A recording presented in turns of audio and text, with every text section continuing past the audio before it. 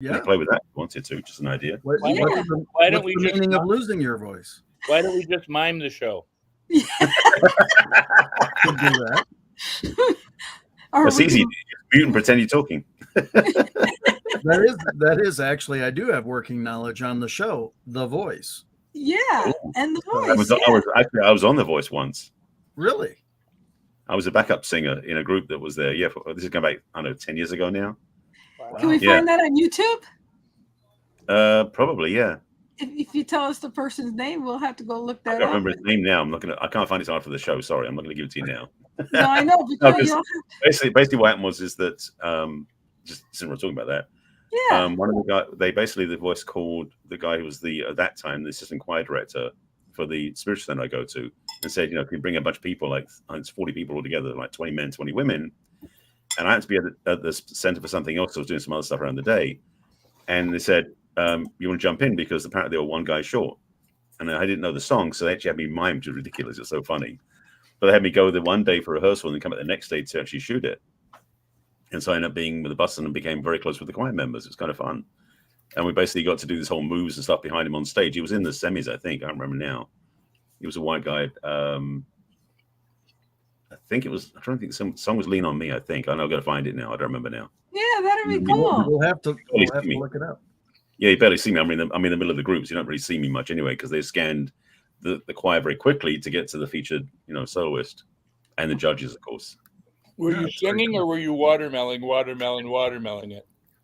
I was miming. I was lip syncing because I wasn't trained to be in the choir. You know, it's very funny. nice. So you were in perfect voice. Exactly. Yeah. And it's funny you say that because we do things like that from years ago. I was helping out with the extreme makeovers here in Billings, Montana, like in 2006. And I was helping with the media and stuff like that. So I'm in little parts like, scanning the stuff, but working on productions and stuff like that. You take so many takes and stuff like that. So and then you forget you were on TV, So I've been on TV a few times now. I mean, yeah, a couple times I was in the background of something being shot by local news, but I was actually on a show on Animal Planet, a dog intelligence show. It was really funny. I was 24 minutes. The funny thing is that I couldn't use my dog. I had to use the dog they had on set, which is like, why can't I use my own dog? Doesn't seem appropriate. No, it's an agility type thing. So whatever. And let's not forget fascinating the backstories of the people who are coming on The Voice. And I love a good Phoenix Rising story when somebody comes from, they finally either get their break or they've had a break in the past, kind of lost it or had some kind of challenge along the way and then come back through. I think it's pretty fascinating to see those great opportunities, for people to now be living their dreams. I think it's very cool. And also, because it's no longer through it's not the record company's choice. It becomes the choice of people who are independent. There may be some behind the scenes stuff going on, but at the same time, they get to be seen by the public, which is great as well, especially with the modern technology where they get things by streaming instead of having to buy CDs. It's an easier way to get known, which is great. Also, American Idol had some great stories so far this year too. So that's pretty cool. And, let's not forget, we do have somebody owns a SAG card or has a SAG card that's on this panel now. So I've killed people on television. Yeah. And can we find that documentation on the internet? And no, we don't have Alec Baldwin. It's out there, but what I loved when American Idol was one of my favorite shows because, and this is important for what we do and for people who want to change and transform, is you had Simon Cowell playing the bad guy, in the early days of the show where he was brutally to the point going, here's what you need to do to make it. If you don't do it, you're not going to make it. Mm-hmm.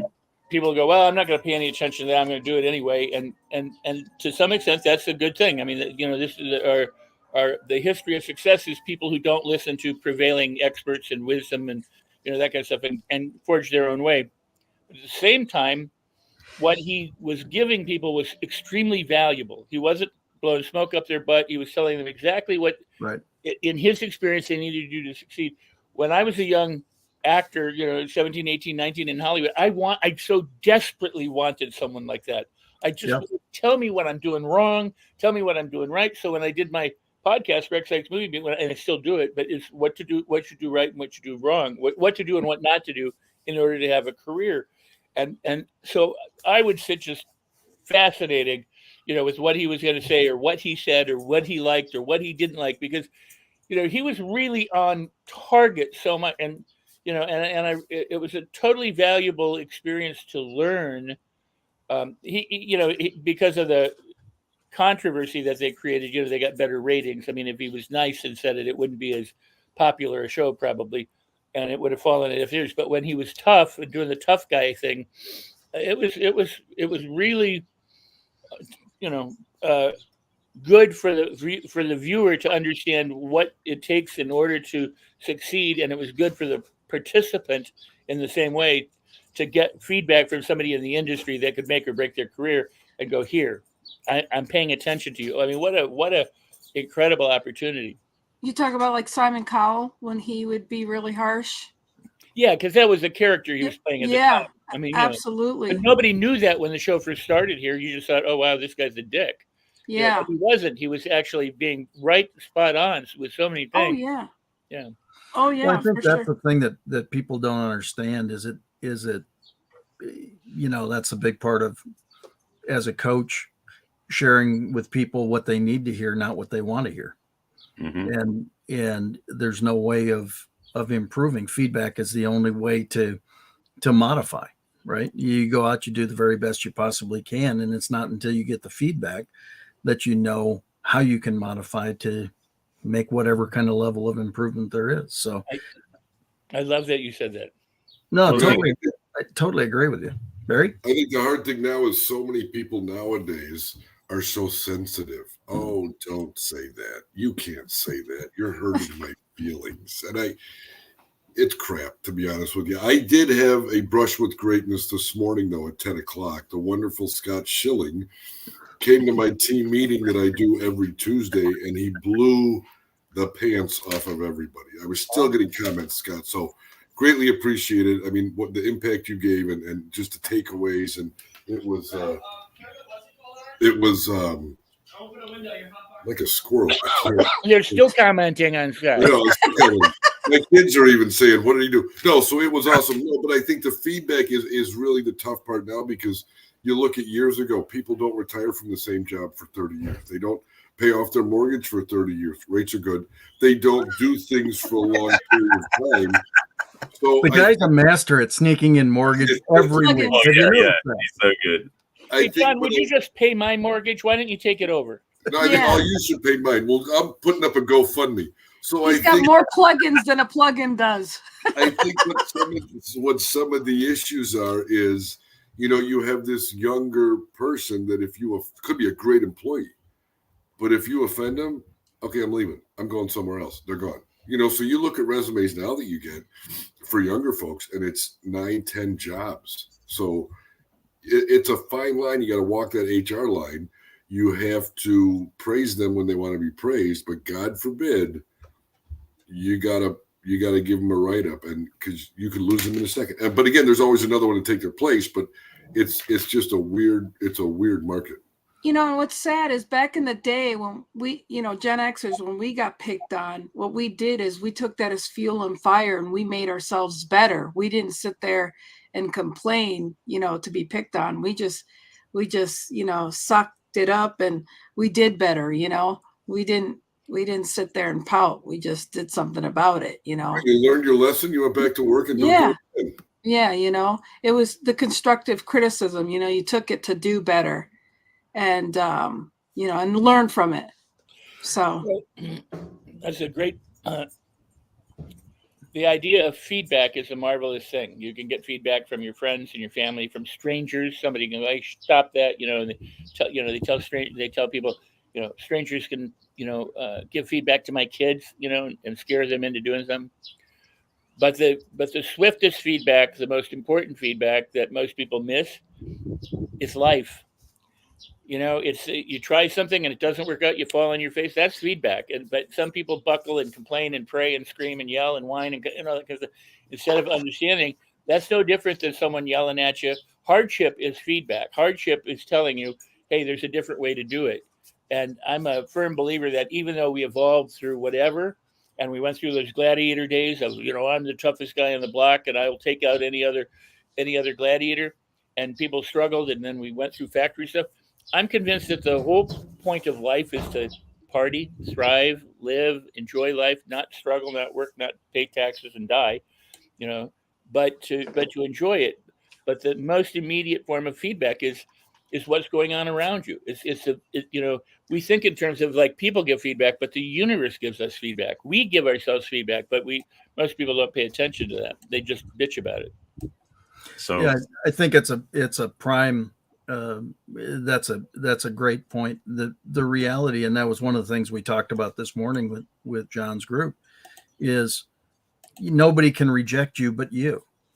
So it's not what anybody says to you that matters. It's what you say to you after they stop talking.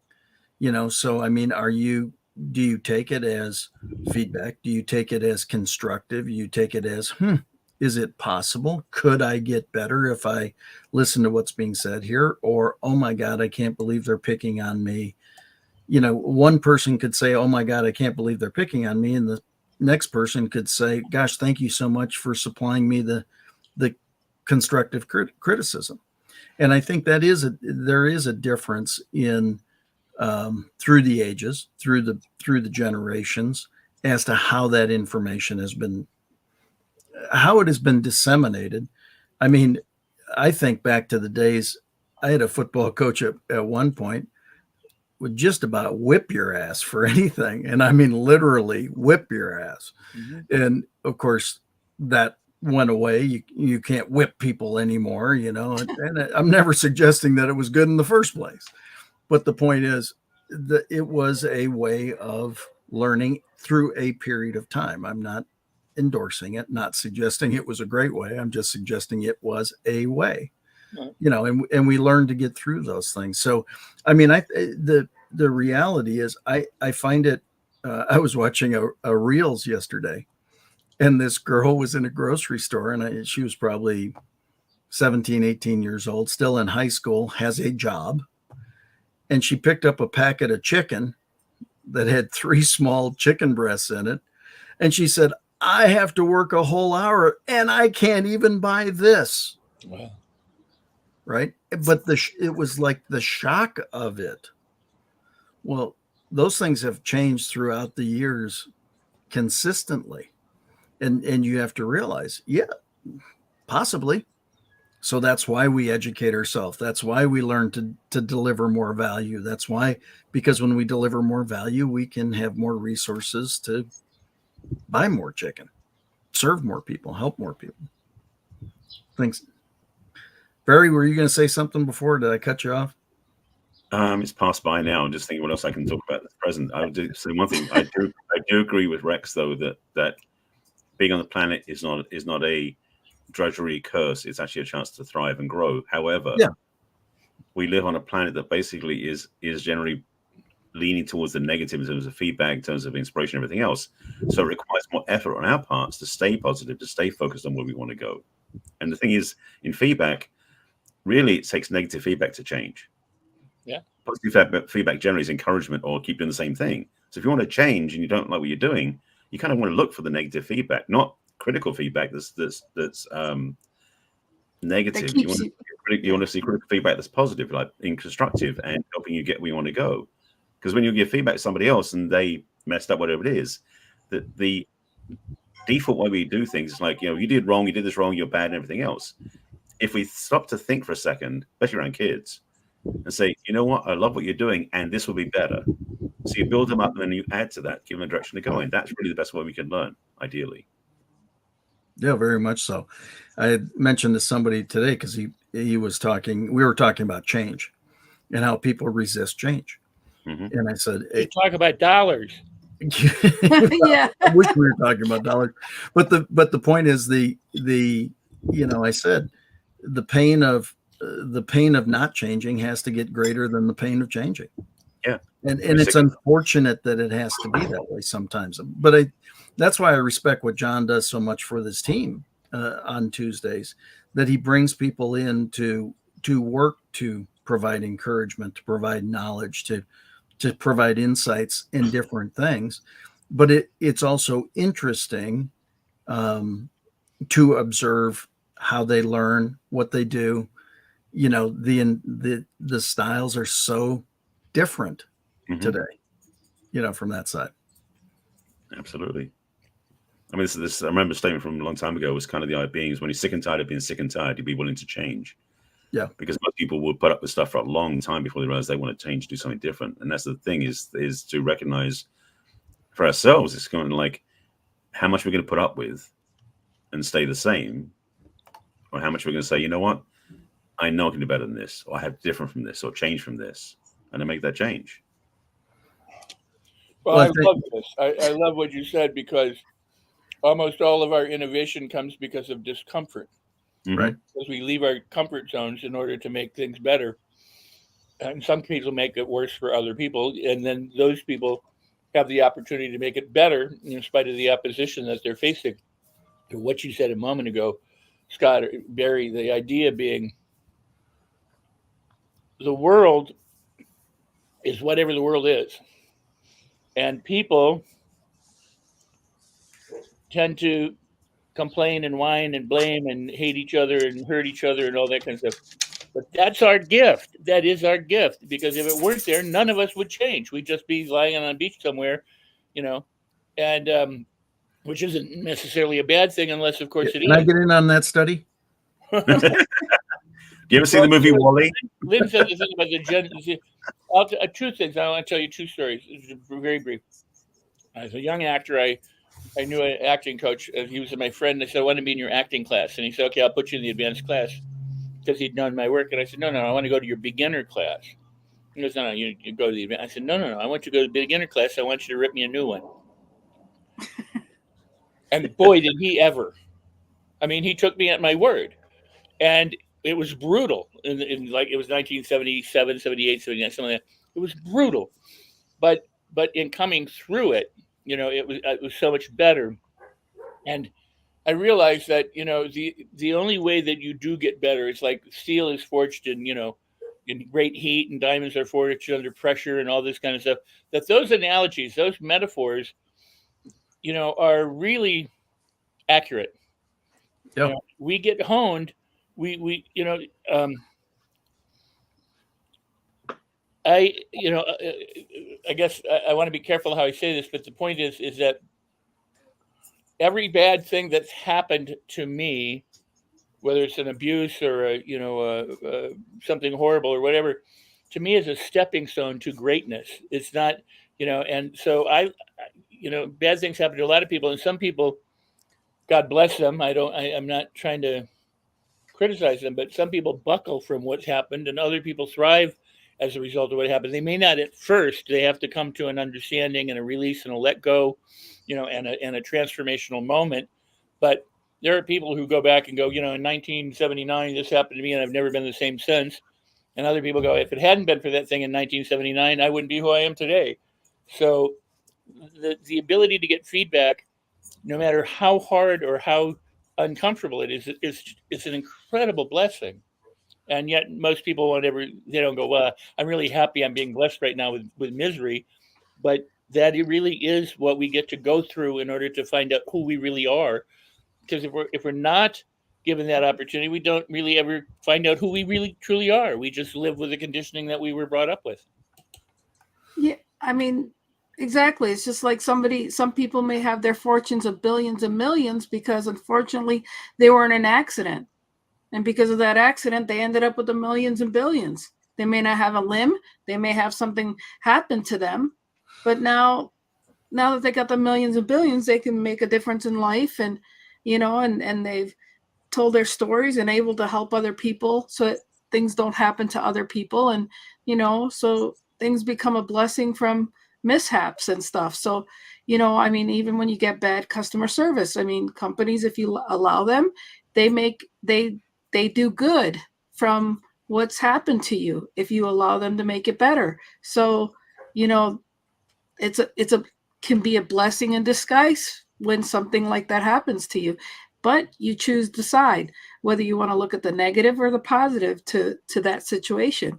And some people get stuck in the story of what happened, but they never talk about the outcome and, you know, and the way they perceive it, you know. So and everything has a negative and a positive, and I think that's what everyone forgets. Not everything is rosy, not everything is bad. And that's why I love Rex's book, you know, Life on Your Own Terms. And I think we always forget there's always going to be a sunny day and there's going to be a cloudy day, but the cloudy day has a sunny day and vice versa. And that's why I love this show as we all see it, because we need to see and always find in the myths of all the problems in the world, there's always good. And you know, and there's always a great outcome out of every lesson. And you know, but that doesn't sell the papers sometimes. We know that. Well, it's interesting. I was looking at LinkedIn a couple of weeks ago, and a friend of mine posted, thank God my 6-year-old hit my 3-year-old in the head with a golf club. You'd find it hard to believe that I would be celebrating this on LinkedIn. But because he hit him in the head, we had to do an MRI, and we found a tumor that was operable, and they went in and got it immediately. And so, again, I think there's a lot of things. It's, you know, part of what we talked about again this morning is how do you come through? I said I had some things happen yesterday that were just like kicks in the gut. And you go, damn, that was no fun. But today was a new day. And I got to start, and it was interesting that the topic for the group this morning is how do you go on when you've been kicked in the gut? Well, I had just had the experience. So literally, you know, did I need the experience to be able to talk about it? Probably not. Right. But the fact is, today then became a fabulous day because of the things that transpired afterwards. And because of going, you know what? That wasn't fun. I didn't like that result. Don't want to feel that again. What can I do differently today to feel something different? And it's been a fabulous day. So I would add, because I said I'd tell you two stories. One was, you know, when I was in junior high in the 60s and stuff, you know, we all had long hair and we had to fight to wear blue jeans because it wasn't appropriate. Anyway, we had the teachers would come by and some of them would punch us in the face or knock us down and throw us up against the locker, take out a scissors, cut your hair off, and go, don't come to school with long hair anymore. You know, and nobody sued them. Right. I mean, a first grader, the nun in my Catholic school, when I was in grade school, they broke somebody's arm. Nobody sued anybody at the time. Now, that's not to say this was right. I'm not saying this is good. No. What I'm saying is most of us who are of a certain age lived without helmets, lived without safety wheels, lived without knee pads and wrist bracelets, you know, lived with, you know, coming home when the street lights went on and things like that, and lived through some pretty brutal treatment by strangers or by caregivers. And today we try to prevent people from going through that, and I think rightly so. I'm not because there are people who criticize the people today, going, "Well, they're all coddled; they don't have any experience." You know, we have no. What they're trying to do, right or wrong, they're trying to save people from going through suffering, and I can't fault that. But at the same time, if there are those people who went through those tough times and today still blame those tough times, and there are those people who went through those tough times and it doesn't, you know, who cares? I think psychology has done us a huge disservice to say you're wounded and you've grown scar tissue, and unless you take care of it, you're going to be wounded all your life. I think that can be the case, but I don't think it has to be the case. And I think, you know, the goal is to say, hey, you know what, I got wounded, but the body heals. I got my heart wounded. I got my mind wounded. I got my emotions wounded. I was sexually wounded, whatever. But I'm a healing being, and so the opportunity is to heal. And we're so lucky and so blessed that we get to experience whatever we experience. the key to getting, gut punched is to instead of complaining and I mean, we all get gut punched. I think on the panel, but the point is, and anywhere, is to go, what's the good that's coming from this? Because there is good. I just don't see it now. I'm busy focused on the pain or the suffering. But ultimately, like finding that tumor, there's something hidden inside it. There's a jewel. There's a pearl in the oyster. You just can't see it when the oyster is closed. And so the pain or the suffering is wrenching that oyster open so that you find the pearl. And that pearl is who you truly are inside, in spite of all the conditioning and in spite of all the things that happen, good or bad to you. Our histories are bogus. It's just the things that we remember. They may or not be accurate anyway. But it's such a blessing to be able to, I mean, I hate to put it this way, but it's a blessing to be able to suffer and come through it because you trust that you can get through it, as opposed to fighting it, because the more you fight it, the longer you suffer.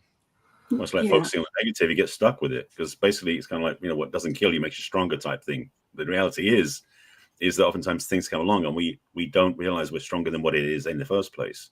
That's the other part. We have to remember how powerful we really are, because sometimes we play victim because we think that's what we should do. And so to choose not to react to something or to fall down into the pit of despair because something didn't work out, we can rise above it and recognize, like, you know what, that didn't work. One of the acronyms from FAIL is first attempt in learning. Doesn't mean you screwed up and you're done. It means maybe you made a mistake. That's the thing, is there's always opportunities to try to do things. And frankly, if you're still alive, you got more things to do. Yeah. But the other side is we've all been through everything we've experienced. Mm-hmm. How do I know that? We're all here. Yeah. Right. The fact is, no matter what, good, bad, ugly, indifferent, we've all made it through everything that we've been up against. Now, do we have nicks? Do we have wounds? Do we have, great expressions of love? Do we have all those? We've got it all. Mm-hmm. It becomes a big part of, again, I think, what we focus on, and saying, yesterday wasn't such a great day. Today I'm going to make it a great day. I'm going to focus on different things. I'm going to come out with a good attitude. I'm going to start fresh because I can. We talk about choice so often on this show, right? Mm-hmm. Yeah. We can choose to be miserable. We can choose to be happy. We can. I said to a friend at lunch today, I said, it's funny. Today was day 165 in a row of posting on 20 different social platforms a 1.5 minute message. That's nice. 3,458 messages. Now, I don't know if anybody's even seen them, nor does it really matter to me. Right. Because I'm doing what I can do to move that. I have fun making them. It feels great. And I can tell you, every once in a while, you get somebody that comments and say, boy, I needed that today. So it's so interesting how I've talked multiple times on this show about how people overcomplicate the sales process. And it's only 4 words: identify problem, provide solution. That's all it is. It's not that big a deal. To a certain extent, life is much the same. It's not that big a deal. I get it. We can get as wrapped up in it as we want to be. But at the same time, we can also just go, hey, stuff happens. Hopefully it's good stuff. Sometimes it's not. Mm-hmm. So, Lynn missed her cue because I always say dog shit or diamonds, but Barry, pointed out that it's first attempt in learning and not F an a-hole idiot loser. Right. Stop criticizing. No, I'm kidding. But stop criticizing yourself or the world, and just understand that it's the first attempt in learning. That there's something else that's coming along. Mm-hmm. And I've watched people, for 50 years in workshops, and I've done it myself. Draw a picture. And so somebody's used to draw, and they screw their face up. They're all like, I hate drawing. I'm no good at it. And I'm kind of like, well, who died and made you God? You're trying something that you don't do regularly, and you're criticizing yourself before you even produce the result. So your process is being impeded because your attitude is such like, I suck, I'm not going to go to, that self-talk isn't helping. I'm an effing a-hole idiot loser and I can't draw. And again, how would you know? So stop trying to be the authority about what a good artist is and just enjoy the process, and maybe you'll discover that you have a talent somewhat like Scott Jones, who's not here today, because you fall in love with the process instead of fighting it. Most people, I'm doing a thing tomorrow on learning, but most people when they're learning aren't there like this. They're more like, yeah. I mean, they script their face because when they were in school, they were, do pay attention, and they go, and they don't know what they look like when they're listening to a talk or a speech or a preacher or an inspirational thing.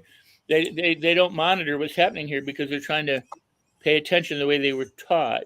So we go into these habits that aren't necessarily good. We go into self-talk, self-criticism, thank you, Sasha. And we go into interrupting our flow and our process. Huh? Contribution. Sasha's like, hey, amen, brother Rex. And love Sasha. Oh God! Everywhere I go, love those doggies. Oh my God, they're such a blessing. People are like today. Oh, the happy dogs are here. Oh, the beautiful, happy, smiley dog. I mean, it's just amazing. It's just every day. That's cool. It is so cool, and it has nothing to do with me. People go, "Oh, you got beautiful dogs." I go, I didn't have anything to do with that. I'm lucky. Well. John, you're sitting back just listening. Come on. You got lights, you got everything. We can see you. Nice shirt on. You look handsome. Is that right? You got the pocket square. You got it all going today, brother. I was just taking some notes and kind of what Lynn had said about the cloudy day, and you know what you need to do on a cloudy day is hang out with sunshiny people. Because if you hang out with cloudy people on a cloudy day, guess what? It's going to be cloudier tomorrow. You know, you need that uplift. You need that momentum. You need those few people you can call and text and say, hey, you know what, man, what's going on? Are you having a bad day? How's the market? What's going on? You got a lot of people doing the same thing, but you always have to say, like we talked about this morning, Scott, why do people make resolutions on December 31st? You know what? Today is March 12th. Guess what? Tomorrow's March 13th, a new day of a new year. So it's kind of like you just need those people to kind of kick you in the ass and kind of keep you going. If you're in that mood where you're kind of getting down, you don't want to surround yourself with cloudy people. No, absolutely. I've never found anybody that, you know, Zig used to say it, you know, positivity wears off, but so does a shower. You know, go take another one, right? You know, and keep on working to better yourself or to move forward. You know, I mean, it just is everything Pollyanna and everything perfect? No, probably. I don't know what the percentage split is. You know, with yin and yang, it should be 50-50 or theoretically, right? That there's an equal amount of good and less than good. But the point is, it's how we look at it all and what we continue to do with it all. So it's funny, Rex, you talk about your dog. This morning, Peggy goes, weigh yourself. And I said, well, I really have no desire to do that this morning. She goes, well, no, because I want to know what you weigh, because then I want you to pick up Wilson. And I want you to see what he weighs. And so I'm like, I can't pick this freaking dog up. What has happened with him? We got to stop feeding him. And I finally got him up, and we realized he hit 74 pounds. We've got a 74-pound black standard poodle. What is he? Is he going for a special weight class, or what's he doing? I don't know. And you thought it was all the hair. No, he's a standard, but it just is. It's funny because our chocolate Willie was 54 pounds, and he was, you know, we thought he was pretty big, you know, and so now here we've got Wilson, but he's a riot, you know. The dogs are just fun to have that interaction, and boy, talk about feedback. They'll give you feedback in a heartbeat from that side. Well, you know, what I was going to say is, you know, when you said something about having a cloudy person on a cloudy day, sometimes it's good to have a person that's cloudy on a cloudy day, because what that brings to the table, it shows you that, gee, it really isn't cloudy. If this person is cloudy, the day looks really good. But sometimes when you have a cloudy person there, if you're the brightest bulb in the room there, you should share your light and bring some of your brightness to them. And, it's important to help lift other people around you, because obviously when you can see somebody's dim like that, they need some of your light too. And we forget that, because if you can see they're a little bit down, it's time for you to give them some of your light, because, whenever you can see somebody's down like that, it's time for you to pour into them some sunshine.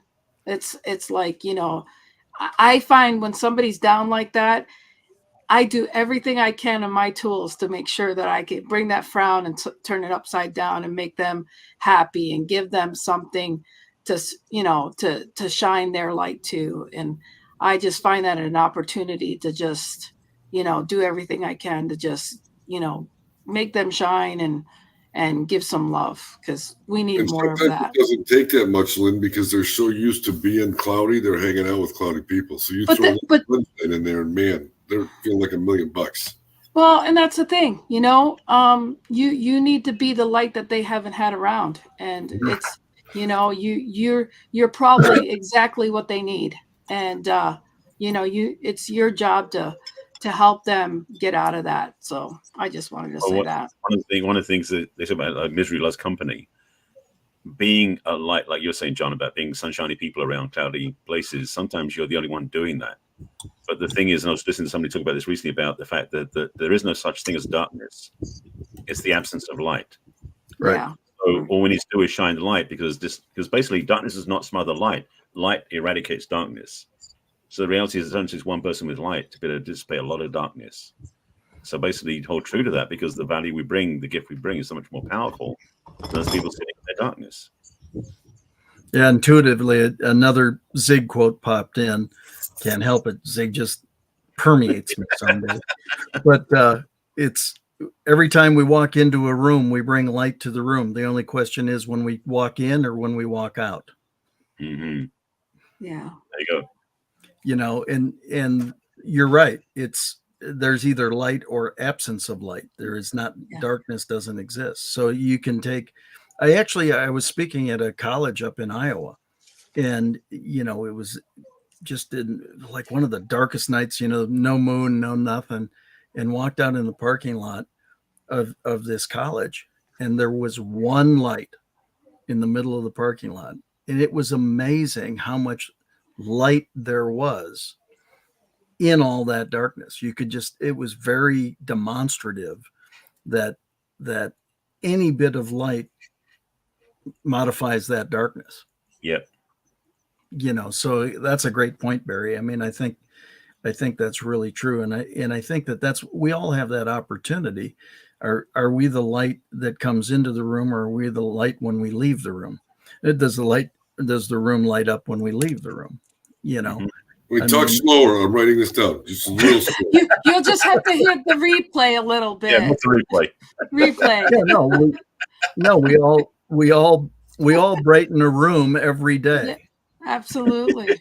The only question is that when we come into the room or when we leave? So there you go. Yeah. And I thought I knew a lot of Zig stuff, and I had never heard that until a few months ago. And it was just so on point, because we all have these opportunities in everything we do, right? And so again, all that stuff comes down to choice. Not fun stuff happens to really good people who are very well intentioned, that use all the techniques and all the studying and all the different tools to stay in a great place. Yeah. Not great stuff still happens to them. I mean, that's the nature of all of it. The difference is they just don't stay there. Mm-hmm. They bounce. They've got some kind of mechanism that helps them. It's one of the things that we talked about with John's group this morning. the question I ask everybody is, who motivates Tony Robbins? Mm-hmm. I mean, if Tony Robbins is the great motivator, who motivates him? Well, in reality, Tony Robbins motivates Tony Robbins. Right. Because he goes back and he remembers times of great success and is able to do it. I shared that a friend of mine gave me a memory box, and it's about 14 inches by 12 inches by 5 inches.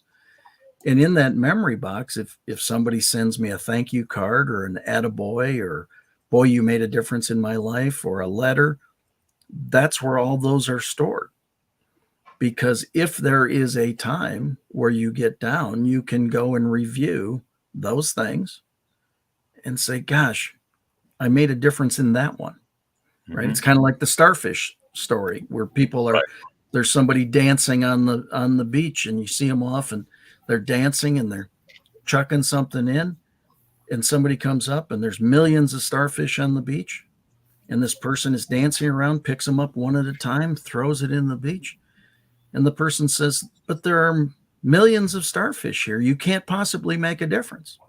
They pick up another one, they chuck it out there, and they said, I did for that one. Mm-hmm. And that's our opportunity is can we be the people who help pick up the starfish and give them life again, put them back into a situation where they can be normal and prosper. That's actually one way I recommend people do things to make themselves feel better, is if you do something to service somebody who's not as well off as you are. Doesn't matter how bad you think your life is. There's always somebody, frankly, who could use some help. That's the reason I do. I mean, the reason I do my volunteer work on Saturdays, which I started doing, I forgot I hadn't done it for a long time, but started volunteering Saturdays, going out where we distribute food from the food bank to families in need, giving them a box of food for the week. And it's 2 hours of my time, yet it changes my whole mood. So if anybody's feeling like they don't feel up, they don't feel great, they don't feel wonderful, find somewhere you volunteer locally. Where, animal shelter, homeless encampments, working with, repainting, group homes, whatever it is, you'll find that you get value out of doing it. You don't get paid for it, at least not externally, but you get internal rewards, and you remember who you really are. Because frankly, I think that's one of the reasons we do this, is the connection we have. It's the love we share, and we do that through service. So I'm a big fan of that for myself. Yeah, I'm a fan of Habitat for Humanity and building homes and coming together and doing things like that. There's so many wonderful projects like that. So I applaud you for that. That's awesome. I love hearing it every week. And thank you for doing that. If you haven't been thanked this week, I'm going to thank you again for doing that. I think it's fantastic. I saw a picture posted on social media, because I follow the organization on social media. But it started in 2022, I think. They started looking for it. They finally got this week. They got their refrigerated truck finally. Awesome. So now we've got a vehicle we can store everything in. We have a pallet jack to be able to move everything out afterwards. It's so much, because we basically up to this point had a trailer that was basically almost breaking down. It was a 2-axle trailer, but it was like a big tarp over tons of boxes, and then pallets and pallets and boxes and boxes. I mean, I got pictures of it. It was such an insane thing. Now we can actually do it easier and more organized. It's going to be so much of a blessing. So blessings keep coming. And by the grace of God, it was working up to that point too, so it's just how it's. Well, here's where I'll differ. I don't say grace of God in that context, because it was the grace of us, because the people who volunteer, because nobody in the organization is paid. It's all volunteer based. Yeah. So we get to do these things together, and we win. Like we had a meeting after last week's session, and we were talking about how we love to do this for each other. We benefit each other. We didn't know each other before we did this, but we find each other through friends, referrals, connections. We got kids from USC and UCLA coming to help us now. It's just fun to do. That's awesome. So what's beautiful about that, Barry, too, is how you get over hate is to learn to be around people that you wouldn't otherwise be around. And you can, you'll find, sometimes proof for your stereotypes and all that kind of stuff too. But at the same time, the more that you help another person and see that they're human like you are, and that they respond to kindness the way you hope people respond to, that kind of, the more that we bridge, gaps between people, and the more we can come together. I could argue that that's why some people don't want us doing that stuff, and why there's a huge industry against understanding and peace and kindness, because we can't be our satellite countries or nations or political parties or whatever. I want to return to a lesson that I described the universe working this way. Let's pretend that you are carrying your food from one room to the other and you drop your fork and you get complete or your spoon or whatever, and you get bent out of shape. You go, gosh darn it, then down, you pick up your spoon. The next day or a week later, you're walking, with your food, and you drop it.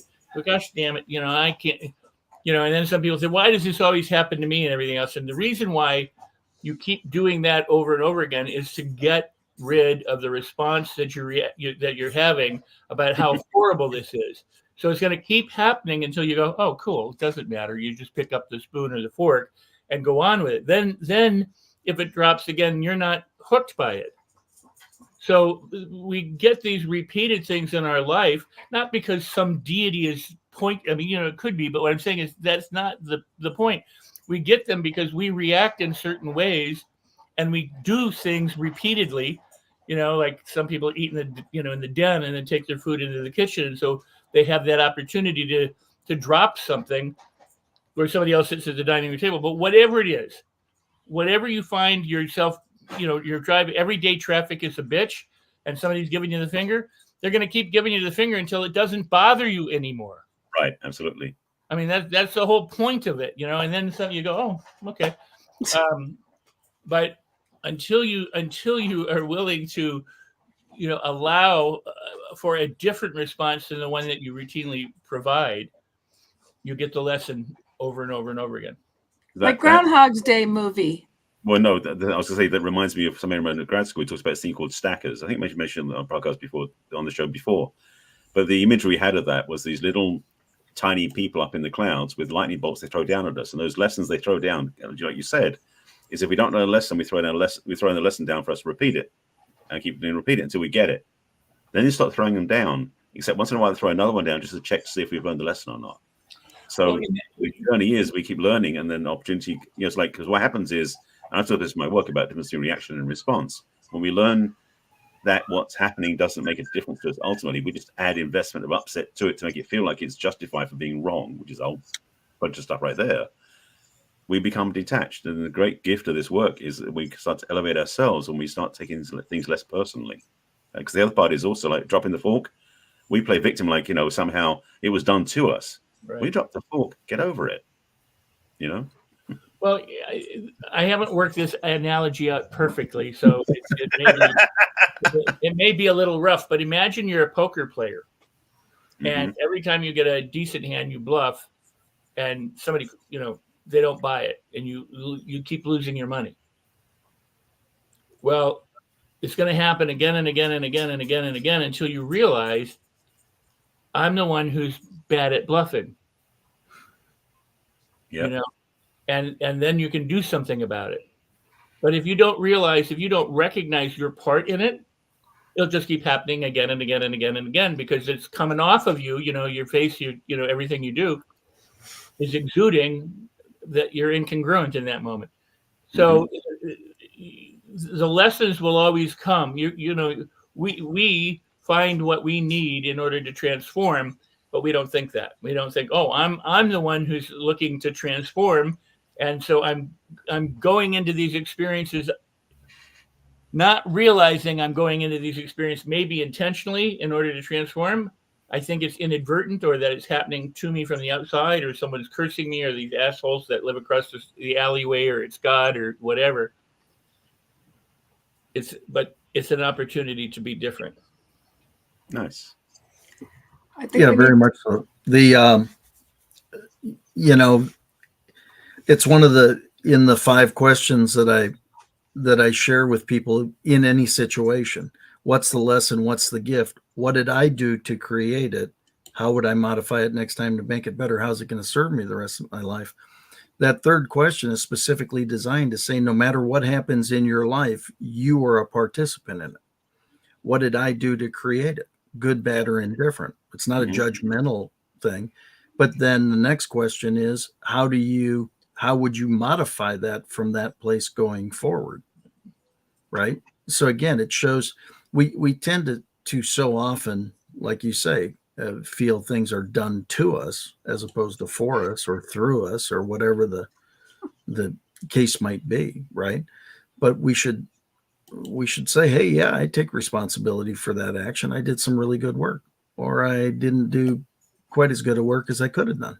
So this is what I'm going to do to modify it next time. And to answer Tammy's question, so do you stop playing poker or stop trying to bluff? Well, if you realize that what you're doing isn't working, you have an opportunity to do any number of things. You can stop playing poker, you can stop trying to bluff, or you can get better at bluffing, or you can get better at poker. I mean, any number of possibilities, but the point is that it's in your hands. It's in Scott, as Scott was pointing out, what am I doing that isn't working, and how do I alter my behaviors or my mindset so that it works better for me?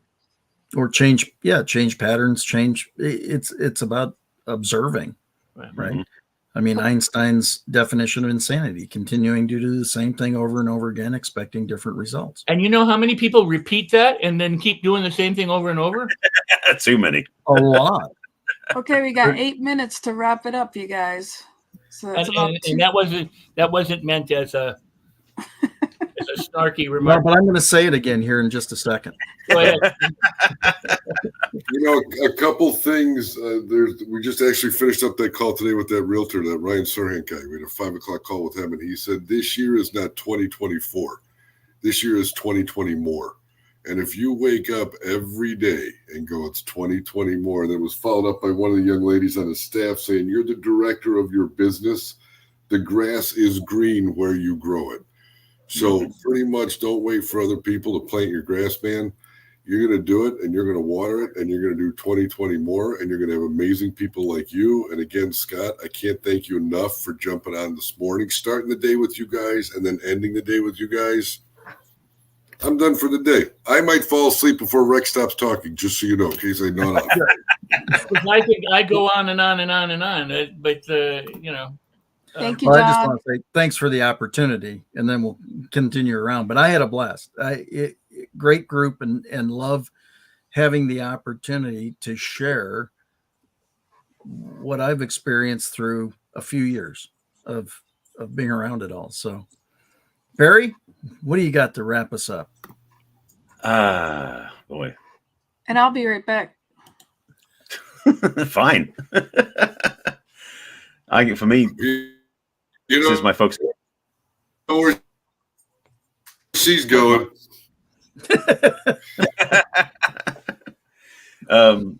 Since my areas and then focuses about relationships, especially relationship with self, this conversation is very relevant because we are tending towards ignoring what we know. And what I love about this conversation, we talk about so many different aspects. And like saying about the definition of insanity, but the other quote I like using is George Santayana's quote, which is that those who fail to learn from the history are doomed to repeat it. It was a quote about wars and countries not doing themselves right. I use it in the area of relationship because we don't learn what we did in the past. We're going to keep repeating it. People in relationships tend to repeat the same old pattern again and again until they learn to do something differently. So like poker, same idea, Rex. So I feel like the lesson here for anybody listening is if it ain't working the way you're doing it, are you willing to try something different and then see what happens? Simple as that. Yep. Rex? I love what John said about 2020 more. Earlier when we were talking about the 2024, it occurred to me that that's if you believe the Judeo-Christian calendar that was set, AD kind of thing. Otherwise, it's like, 5,000 something or 6,000 something or 7. And if you go to a different calendar, it's a different set of years. Yep. So the dates change, depending on where you live in the world and what religion or philosophy you adhere to. And if it's not 2024, but it's just 5,672 or 10,863, while that may not seem different, it is. I mean, we think that we know what things are. Like, how many phone calls could you receive tomorrow? Do you know? Do you have an idea? What's an infinite amount of phone calls? Could you have? I mean, could your phone ring every couple of seconds all day long? It could. I mean, it's likely it won't. But what I'm saying is, how many phone calls could there be in a day? Right. So if I said dream big, and you go, well, You don't know what the upper side or the outer side or the infinite limit, is. And so people, even with life, people go, well, 70 years, and then they get to be 69 and go, well, I hope I make it to 71, as opposed to thinking, what if I could live to be 9,000 years old? I mean, why not? You might not make it, but so what? Right. I mean, our expectations shape an awful lot of what we come to find, if not all of it. And so always expect the best, even when the worst happens.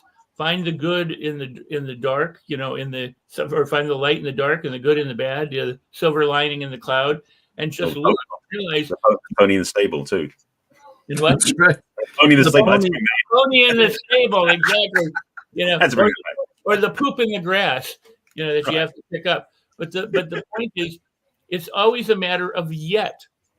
I haven't done it yet. I don't know it yet. I haven't changed it yet. It's not that it never will happen. You just have to realize that it's possible, and you haven't done it yet, but you can.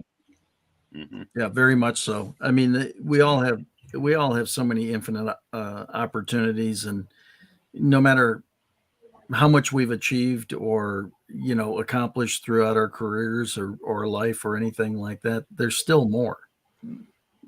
It's I don't think anybody has tapped and broken the limit literally on anything, and so I agree with you wholeheartedly. We all have this opportunity to be as, let's be good-er. It's about the right? Be better, be good-er at what we do, but contribute to the greatest extent that we possibly can. Lynn, you're back. Yes. Together here, Lynn. We miss Mr. Jones. We wish his voice to come back. I think as we were talking about his art earlier, I'm fascinated by what he does with the art, and he has that creative nature. And look at some of his art there.